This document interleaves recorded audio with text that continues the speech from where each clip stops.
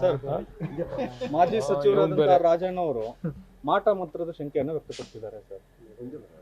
CM ಅವರು ಏನಾದರೂ CM ಮೇಲೆ ಏನಾರ ಮಾಟ ಮಂತ್ರ ಮಾಡೋ ಶಕ್ತಿ ಇರೋದು ರಾಜಣ್ಣ ಅವ್ರು ಒಬ್ರಿಗೇನೆ, ಇನ್ಯಾರಿಗೂ ಇಲ್ಲ ಆ ಶಕ್ತಿ. ಏನಾದರೂ CM ಅವ್ರಿಗೆ ಯಾರು ಆಪ್ತಿರ್ತಾರೆ ಅವರೇ ಮಾಡ್ಬೇಕು ಮಾಟ ಮಂತ್ರ, ಬೇರೆ ಯಾರು ಮಾಡ್ಸೋಕ್ಕಾಗಲ್ಲ. ಅಂದ್ರೆ ಅವ್ರ ಬಗ್ಗೆ ತಿಳ್ಕೊಂಡಿರ್ತಾರಂತ ಅರ್ಥ ಸರ್.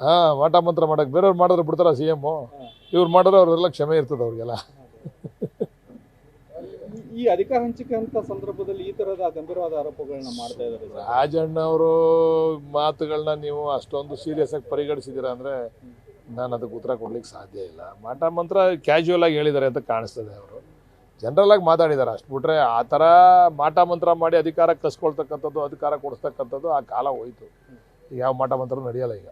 ಸಿಎಂ ಅವರು ಮಂಕಾದಂಗೆ ಕಾಣಿಸ್ತಾ ಇದೆ ಸರ್ ನಿಮಗೇನಾದ್ರು? ಇಲ್ಲಪ್ಪ, ನಮ್ಗೇನು ಆಕ್ಟಿವ್ ಆಗಿದಾರಪ್ಪ, ನಮ್ಗೆ ನಂಗೆ ಕಾಣಿಸ್ತಾ ಇಲ್ಲ. ನಿಮ್ಗೆ ಮಾಧ್ಯಮದವ್ರಿಗೆ ಅಸಹಾಯಕರಾಗಿದ್ದಾರೆ ಅಂತ ನಿಮ್ಗೆ ಅವ್ರ ಆಪ್ತರು ಹೇಳ್ತಾ ಇದ್ರೆ ಅವ್ರ ಆಪ್ತರ ಕೇಳ್ಬೇಕು ನೀವು.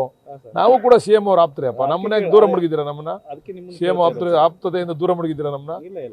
ನಾವು ಆಪ್ತರಿದ್ದೀವಿ. ಆ ಥರ ಏನು ಕಾಣಿಸ್ತಾ ಇಲ್ಲ ನಮಗೆ. ಆಕ್ಟಿವ್ ಆಗಿದ್ದಾರೆ, ಸಹಜ. ಸಹಜ.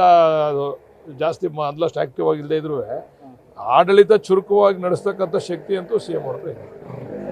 ದಾವಣಗೆರೆ ವಿಚಾರವಾಗಿ ಸಾಕಷ್ಟು ತಲೆದಂಡುಗಳಾಯ್ತು. ಅದರಲ್ಲಿ ಮುಸ್ಲಿಂ ನಾಯಕರ ಒಂದಷ್ಟು ತಲೆದಂಡುಗಳೇನಾಯ್ತು ಸರ್? ಅವ್ರನ್ನ ರಕ್ಷಣೆ ಮಾಡೋಕ್ಕಾಗಲಿಲ್ಲ CM ಅವ್ರಿಗೆ. ಈ ತರ CM ಬೆಂಬಲವಾಗಿ ನಿಂತ್ಕೊಂಡವ್ರಿಗೆ ರಕ್ಷಣೆ ಮಾಡೋಕ್ಕಾಗ್ತಿಲ್ಲ ಅನ್ನೋಂಥ ಆರೋಪ ರಾಜಣ್ಣ ಅವ್ರದ್ದು. ರಾಜಣ್ಣ ಅವರು ಯಾವ ಇದರಲ್ಲಿ ಹೇಳಿದಾರೆ ಗೊತ್ತಿಲ್ಲ. ಈಗ ಅದರ ಬಗ್ಗೆ ಪರಿಶೀಲನೆ ನಡೀತಾ ಇದೆ. ಅವ್ರೇನು ಆರೋಪ ಅವ್ರೇನು ಮಾಡೇ ಇಲ್ಲ ಅಂತಂದರೆ ಪುನಃ ಅವ್ರಿಗೆ ಗೌರವ ಸಿಗ್ತದೆ. ಅದು ಜಾತಿ ಆಧಾರದ ಮೇಲೆ ನಾವು ಗೌರವ ಕೊಡ್ತಕ್ಕಂಥದ್ದು, ಸಸ್ಪೆಂಡ್ ಮಾಡ್ತಕ್ಕಂಥದ್ದು ಮುಖ್ಯ ಅಲ್ಲ. ಯಾರ್ಯಾರು ತಪ್ಪು ಮಾಡ್ತಾರೆ ಪಕ್ಷದಲ್ಲಿ ಅವ್ರಿಗೆಲ್ರಿಗೂ ಕೂಡ ತಲೆದಂಡ ಆಗ್ತದೆ. ಅದು ಸರಿ ಇಲ್ಲಪ್ಪ ಮಾಡಿರೋದು ಅವರು ಜಸ್ಟಿಫೈ ಮಾಡಿದ್ರೆ ಆಮೇಲೆ ಪುನಃ ಅವ್ರಿಗೆ ಒಳ್ಳೊಳ್ಳೆ ಹುದ್ದೆಗಳು ಸಿಗ್ತಕ್ಕಂಥ ಅವಕಾಶಗಳು ಕೂಡ ಇರ್ತದೆ. ಅಧ್ಯಕ್ಷರ ತೀರ್ಮಾನವನ್ನು ಪ್ರಶ್ನೆ ಮಾಡ್ತಾ ಇರುವಂಥದ್ದು ಕೆಲವರು ಮಾಡ್ಬೋದು. ಎಲ್ರಿಗೂ ಅಧಿಕಾರ ಇದೆ, ವಾಕ್ ಸ್ವಾತಂತ್ರ್ಯ ಎಲ್ರಿಗೂ ಇದೆ. ಎಲ್ಲ ಪ್ರಶ್ನೆ ಮಾಡಲಿ, ಪ್ರಶ್ನೆಗೆ ಉತ್ತರ ಪಕ್ಷದ ಅಧ್ಯಕ್ಷರು ಕೊಡ್ತಾರೆ. ಮುಸ್ಲಿಂ ನಾಯಕರ ವಿವಾದ ಸರಿ ಅನಿಸ್ತಾ ಇದೆಯಾ ಸರ್ ಪಕ್ಷದಲ್ಲಿ? ನೋಡ್ರಿ, ನಮ್ಮ ಪಕ್ಷದಲ್ಲಿ ಅವರು ಕೂಡ ನಮ್ಮ ಪಕ್ಷಕ್ಕೆ ಶಕ್ತಿ ತುಂಬಿದ್ದಾರೆ. ಮುಸ್ಲಿಮರು ಕೂಡ, ಆ ಸಮುದಾಯ ಕೂಡ ನಮ್ಮ ಪಕ್ಷಕ್ಕೆ ಬೆನ್ನೆಲುಬು.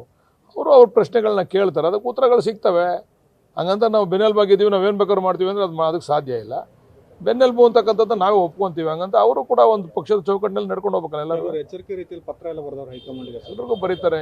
ಅದೇನು ಇವತ್ತಿಂದ ಅಲ್ಲ, ಇಂದಿರಾ ಗಾಂಧಿ ಕಾಲದಿಂದ, ನರೇಂದ್ರ ಮೋದಿ ಅವ್ರ ಕಾಲ, ವಾಜಪೇಯಿ ಅವ್ರ ಕಾಲದಿಂದ ನಡೀತಾ ಇರೋದಲ್ಲ. ಅವೆಲ್ಲ ಎಚ್ಚರಿಕೆ ಕೊಡ್ತಕ್ಕಂಥದ್ದು ಅವಾಗಿಂದ ನಡೀತಾ ಇದೆ. ಅಂದ್ರೆ 23 ಚುನಾವಣೆಗೆ ನಾವು ಬೆಂಬಲವಾಗಿ ನಿಂತ್ಕೊಂಡಿದ್ವಿ, ಈ ತರದ ಬೆಳವಣಿಗೆಗಳನ್ನ ಸಹಿಸಕ್ಕಾಗಲ್ಲ, ಮುಂದೆ ಬುದ್ಧಿ ಕಲಿಸ್ತೇವೆ ಅನ್ನೋ ಲೆಕ್ಕದಲ್ಲಿ ಪತ್ರ ಬರೆದವರು. ಅವ್ರ ಅಭಿಪ್ರಾಯ ಅಷ್ಟೇ. ಇಡೀ ಸಮುದಾಯ ಹೇಳ್ಬಿಡೈತಾ ನಿಮ್ಗೆ? ಯಾರೋ ಅವ್ರು ಒಂದು ವೈಯಕ್ತಿಕ ಅಭಿಪ್ರಾಯ ಹೇಳವ್ರೆ. ಮುಸ್ಲಿಮರು ಮತ್ತು ದಲಿತರು ಒಂದು ಪ್ರತ್ಯೇಕವಾಗಿ ಪಕ್ಷನ ಕಟ್ಟಬೇಕನ್ನೋ ಚರ್ಚೆ ಆಗ್ತಾ ಇರೋದು ಒಳ್ಳೇದದು. ಕಟ್ಲಿ, ಏನು ತೊಂದರೆ ಇಲ್ಲ. ಅಧಿಕಾರಕ್ಕೆ ಬರಲಿ. ರೈತ ಸಂಘ ಒಂದು ಸರಿಯಾಗಿ ಪಕ್ಷ ಕಟ್ಟಿರ್ಲಿಲ್ವಾ? ಅವರು ಒಂದು ಪಕ್ಷ ಮಾಡಿರ್ಲಿಲ್ವಾ? ಅವರು ಒಂದು ಮಾಡಲಿ, ಏನು ತಪ್ಪೇನಿದೆ?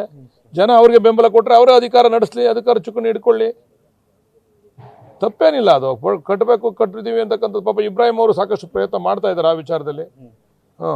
ಅವರು, ನಮ್ಮ ಕೋಡಿಹಳ್ಳಿ ಚಂದ್ರಶೇಖರ್ ಅವರು, ಅವರೆಲ್ಲ ಸೇರಿ ತುಂಬ ಪ್ರಯತ್ನ ಮಾಡಿದವರು. ಏನಾರ ರಾಜ್ಯದ ಜನ ಅವ್ರಿಗೆ ಏನಾರ ಮನ್ನಣೆ ಕೊಟ್ಟು ನಾವು ಅವ್ರಿಗೆ ಅಧಿಕಾರ ಕೊಡ್ತೀವಿ ಅಂತಂದ್ರೆ ತಪ್ಪೇನಿಲ್ಲ. ಅದು ನ್ಯೂಸ್ ಫಸ್ಟ್, ನಿರ್ಭೀತಿಯಿಂದ ನಿಮ್ಮ ಪರವಾಗಿ.